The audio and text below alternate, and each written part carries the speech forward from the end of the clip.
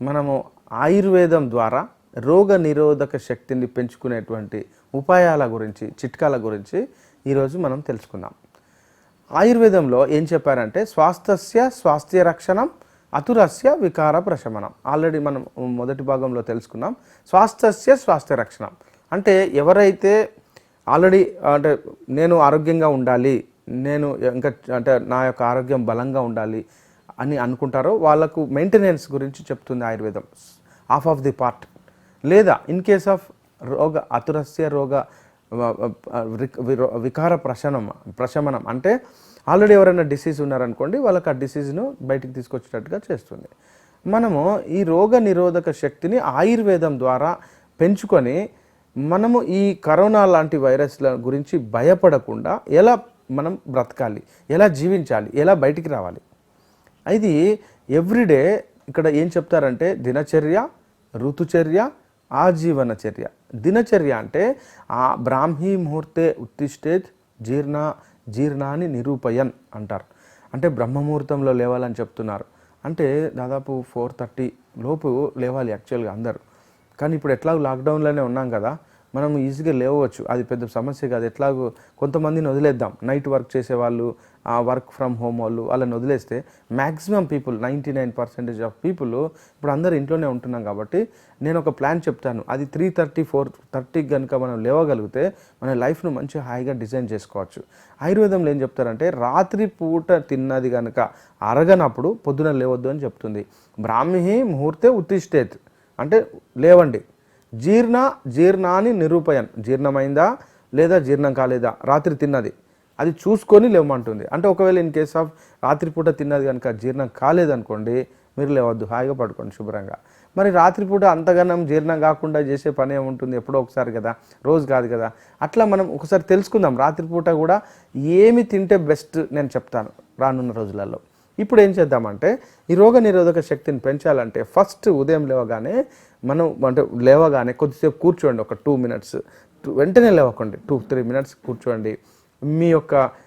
మీ యొక్క అస్తిత్వం అంటే నేను ఎవరిని అనేది గుర్తుపట్టాలి కదా. మన యొక్క కళ్ళు చెవులు అన్నీ పనిచేయడానికి కొంచెం టైం ఇవ్వండి. మనం బండి కిగ్గొట్టినప్పుడు కొంచెం రేస్ చేస్తాం, బండి ఎందుకు ఆ చెత్త చెదారం పోయేటట్టుగా. అట్లా మనం కొద్దిసేపు కూర్చున్నాక ఫస్ట్ కూర్చొని అలాగే ఒక మంచి గుండు చెంబులో నీళ్ళు తాగండి. నేను గ్లాస్ ఎంకరేజ్ చేయట్లా, నో గ్లాస్ నో బాటిల్, గుండ్రంగా ఉండేటువంటి చెంబు. అది స్టీల్ చెంబైనా, ఇత్తడి చెంబైనా, కంచు చెంబైనా, మట్టి చెంబైనా, ఇది గుర్తుపెట్టుకోండి. స్టీల్ పక్క పెట్టండి, స్టీలు వ్యర్థము. స్టీల్లో తాగితే మనకు నెగిటివ్ ఎనర్జీ వస్తుంది తప్ప పాజిటివ్ ఎనర్జీ రాదు. బెస్ట్ ఆప్షన్ మనకు మట్టి కుండ. ఇప్పుడు మట్టి చెంబు, మట్టి లేకపోతే ఖచ్చితంగా మనకు కంచు చెంబు దొరుకుతుంది, ఇత్తడి చెంబు దొరుకుతుంది. ఇది రాత్రిపూట అలాగే పెట్టుకోండి, స్టోర్ చేయండి. వీలైతే రాగి చెంబు కూడా పెట్టుకోవచ్చు. నీళ్ళు అలాగే స్టోర్ చేసుకోండి. మీరు లేవగానే మీ వీలైనంత వరకు 1-2 glasses లేదా ఒక చిన్న చెంబు తాగేసేయండి. తాగి స్టార్ట్ కాండి, బయటికి వెళ్ళి యూరినేషన్ చేయండి లేదా మల విసర్జన చేయండి. మల విసర్జన బలవంతంగా చేయొద్దు, అంటే ముక్కొద్దు, ట్రై చేయొద్దు, ఖచ్చితంగా రావాలి అది లేదు. ఎందుకంటే మనం ఎర్లీగా లేసాం కాబట్టి. యూరినేట్ చేయండి, వీలైతే ట్రై చేయండి. ఆ నీళ్ళను మీరు యంగ్స్టర్స్ అనుకోండి, ఆ చల్లటి నీళ్ళు తాగొచ్చు. మీరు 40+ వచ్చారనుకోండి, దాన్ని గోరువెచ్చగా చేసుకోండి. ఆ చెంబులో ఉన్నటువంటి నీళ్ళను కొంచెం గోరువెచ్చగా చేసుకొని గోరువెచ్చని నీళ్ళని తాగడం స్టార్ట్ చేయండి. ఇది ప్రధానం. ఎప్పుడైతే నీళ్ళు తాగుతామో మన శరీరంలో అప్పటిదాకా రెడీగా ఉంటుంది అనమాట. ఎందుకంటే 6 గంటలుగా మనం ఎటువంటి ఆహారం ఇవ్వకుండా నిద్రపోయి ఉంటాం మినిమం. కాబట్టి ఏం జరుగుతుందంటే రెడీగా మన శరీరంలో విసర్జన చేయడానికి టాక్సిన్స్ రెడీగా ఉంటాయి. వాటిని మనం బయటికి వెళ్ళగొట్టాలి. అంటే మూత్రం పోయడము. ఆ మూత్రం పోసే పద్ధతి ఏంటంటే మ్యాక్సిమం కింద కూర్చొని మూత్రం పోయండి. అంటే అప్పటికే ఇంట్లో ఉంటాం కాబట్టి ఎట్లా జిన్ పాయింట్ ఉండదు, లుంగియో ఏదో నెక్కరో ఉంటుంది. కాబట్టి దయచేసి వీలైనంత వరకు మోకాల నొప్పులు ఉన్న వాళ్ళు తప్ప మిగతా వాళ్ళందరూ కింద కూర్చొనే మూత్రం చేయండి. ఇది రూలు, ఇది ఆయుర్వేదంలో చెప్పిన రూల్. నిలబడి మూత్రం చేస్తే ఏమైందంటే మనం 2 కాళ్ళు దగ్గరగా పెట్టినప్పుడు మూత్రం పైపు ఆ 2 కాళ్ళ మధ్యలోకి వెళ్ళి వస్తుంది కాబట్టి అది రాదనమాట సరిగా. అప్పుడు ఏమవుతుంది, మెదడు ఆ బ్లాడర్ను పుష్ చేయమని చెప్తుంది. ఎప్పుడైతే బ్లాడర్ ఇట్లా పుష్ చేస్తుందో అప్పుడు మూత్రం బలవంతంగా అంటే మెకనైజ్డ్గా వస్తుందన్నమాట. అంటే పవర్ అప్లై చేస్తే మూత్రం వస్తుంది. అక్కర్లేదు, కింద కూర్చుంటే ఆటోమేటిక్గా మనకు యూరిన్ రావాలా, అంటే ఎటువంటి శక్తిని ఉపయోగించకుండా మూత్రం రావాలి. ఇది పద్ధతి. అయితే మనం నిలబడి మూత్రం చేయడం వల్ల ఏమైందంటే ఆ మూత్రం శక్తిని ఇస్తుంది. శక్తి ఇస్తే ఏమవుతుందంటే పొద్దున్నే స్ట్రెస్ స్టార్ట్ అవుతుంది. అంటే మనం మెదడుతోటి ఆ యొక్క బ్లాడర్ను స్ట్రెస్ చేయడం వల్ల మెదడుకి స్ట్రెస్ స్టార్ట్ అవుతుంది. అప్పుడే స్టార్ట్ అవుతుంది మనకు స్ట్రెస్. పొద్దున మనకు తెలియకుండానే కొంచెం స్ట్రెస్ స్టార్ట్ అవుతుంది. ఇది ఆ స్ట్రెస్ అలాగే ఉంటే ఏమైందంటే మెదడులో ఉన్నటువంటి న్యూరాన్స్ దెబ్బతిని మనకు మతిమరుపు రావడం, చికాకు, ఫ్రస్ట్రేషన్, కోపము, విచారము, ద్వేషము, పగ, ప్రతీకారము, తొందరగా టెంప్ట్ కావడం, ఇట్లాంటి లక్షణాలు స్లోగా డెవలప్ అవుతాయి మనకు. ఏది ఈ యూరిన్ కనుక నిలబడి పోస్తే నేను చెప్పేది. కాబట్టి మీరు కూర్చొని మూత్రం చేయడం దయచేసి స్టార్ట్ చేయండి. ఈ ఎట్లాగూ ప్రాక్టీస్ చేయడం స్టార్ట్ చేయండి ఫస్ట్. ఈ రెండోది, మరి చిన్నపిల్లలందరికీ అలాగే ప్రాక్టీస్ చేయించండి. ప్రతి ఇంట్లో మనకు వెస్ట్రన్ కమోడ్స్ అందరికీ ఫిట్ అయినాయి. దయచేసి మనం ఒక్క ఇండియన్ కమోడ్ను పెట్టుకోండి. ఆ ఇండియన్ కమోడ్ని అందరూ వాడండి. ఎవరో పెద్దవాళ్ళు తప్ప, మోకాళ్ళ నొప్పులుండి కింద కూర్చోలేని అతి బరువుగా ఉన్న వాళ్ళు, పెద్దవాళ్ళు తప్ప మిగతా వాళ్ళందరూ దయచేసి అందరూ కింద కూర్చొని మల విసర్జన చేయడము, మూత్రం విసర్జన చేయడం ఎప్పటికీ చేయండి. ఇది పద్ధతి. అప్పుడు ఈ దినచర్య ఇక్కడ స్టార్ట్ అయింది. మల విసర్జన చేసిన తర్వాత మనం కాళ్ళు చేతులు శుభ్రంగా సబ్బుతో కడుక్కోండి. ఎట్లాగో సబ్బుతో కడుక్కోవడం మనకి ఈ మధ్యలో బాగా అలవాటు అయిపోతుంది. ఇక అంటే సబ్బుతోటి ఒక 3 minutes 30 seconds మనం శుభ్రంగా కడుక్కొని అప్పుడు ఏం చేద్దామంటే బ్రష్ చేయడం.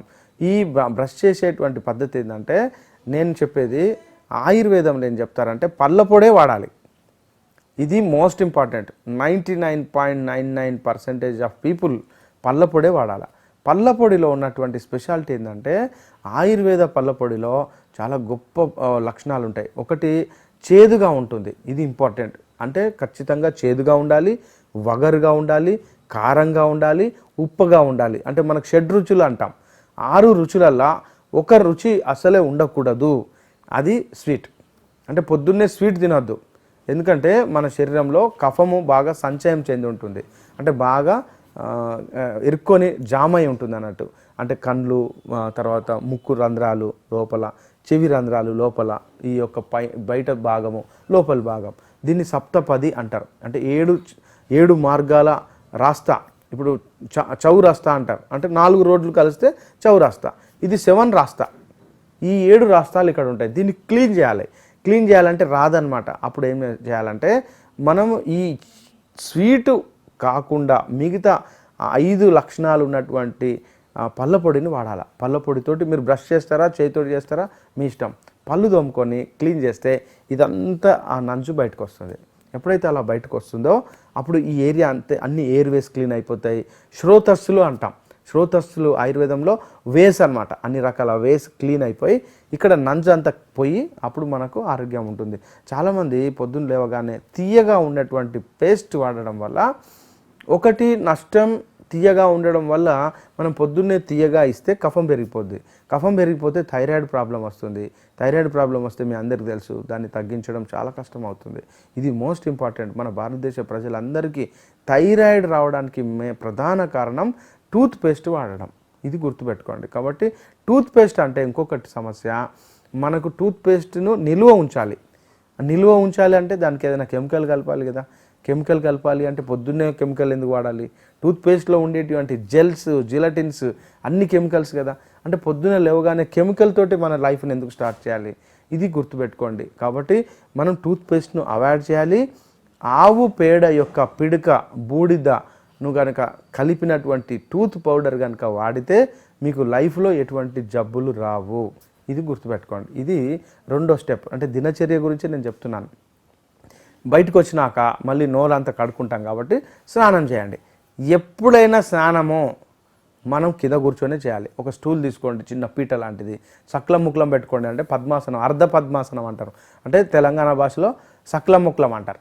అంటే ఒక కాలు ఇటు అటు వేసుకొని కింద కూర్చొని చెంబుతో స్నానం చేయాలి. జగ్గుతో స్నానం చేయొద్దు.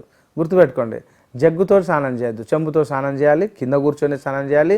మీకు తెలుసు 2000 సంవత్సరాల కిందటనే మనము అద్భుతమైనటువంటి కళాఖండాలు ఉన్నటువంటి శిల్ప సంపద మన భారతదేశంలో ఉంది. కానీ వాళ్ళు షవర్స్ను ఇవ్వలే. మీరు చూడండి, ఎన్నో బిల్డింగ్స్ ఉన్నాయి. ఎన్నో బాత్రూమ్స్ చూస్తాం మనం ఓల్డ్ ట్రెడిషనల్ ఆర్కిటెక్చర్లో, కానీ వాళ్ళు షవర్ ఇవ్వలేదు. ఎందుకు? షవర్ తెలియక కాదు. మనము షవర్ తోటి స్నానం చేయొద్దు, ఎందుకంటే పైనుంచి తడపకూడదు శరీరాన్ని. కాలు నుంచి, మోకాలు నుంచి, తొడ నుంచి, పైనుంచి ఇలా తడిపితే మన శరీరం అప్పుడు కూల్ కావడం అనేటువంటి పద్ధతి మెదడు కన్ఫ్యూజ్ కాదనమాట. అంటే మనం ఒకటేసారి సడన్గా నెత్తి మీదకి వెళ్ళి స్నానం చేసామనుకోండి, తల మీదకి వెళ్ళి తలలో ఉన్నటువంటి హీట్ మెదడు కన్ఫ్యూజ్ అయిపోయి ఒకటేసారి ఫ్లక్చువేషన్ తట్టుకోకపోయేసరికి మెదడులో ఉన్నటువంటి న్యూరాన్స్ మళ్ళీ దెబ్బతింటాయి. ఇక్కడ మెయిన్ ప్రధానంగా మనం చేయాల్సిన పని ఏంటంటే కింద కూర్చోవాలి, ప్రశాంతంగా ఉండాలి, కాళ్ళ నుంచి తడుపుకోవాలి, మోకాళ్ళు తడుపుకోవాలి, తొడలు తడుపుకోవాలి, పొట్ట తడుపుకొని, భుజాలు తడుపుకొని, మెడ తడుపుకొని అప్పుడు తల మీదకి వెళ్ళి స్నానం చేయాలి. ఎవ్రీడే తల స్నానం చేయాలి. ఇది ఆయుర్వేదంలో చెప్పబడింది. తల స్నానం చేయడము ఎవ్రీడే చేయాలి.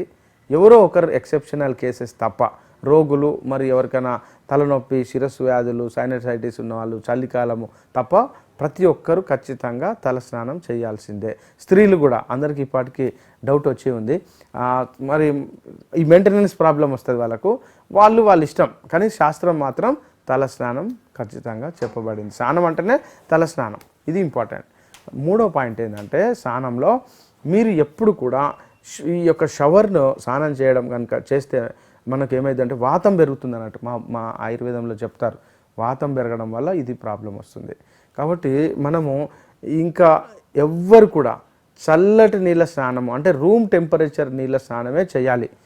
ఎక్సెప్షనల్ కండిషన్స్, చిన్నపిల్లలు, వృద్ధులు, స్త్రీలు, రోగగ్రస్తులు లేదా కొన్ని ఎక్సెప్షనల్ కేసులు పడదు అనే వాళ్ళు తప్ప మ్యాక్సిమం 99.99% నార్మల్ రూమ్ టెంపరేచర్ నీళ్ళే వాడాలి స్నానం చేయడానికి. ఇది గుర్తుపెట్టుకోండి.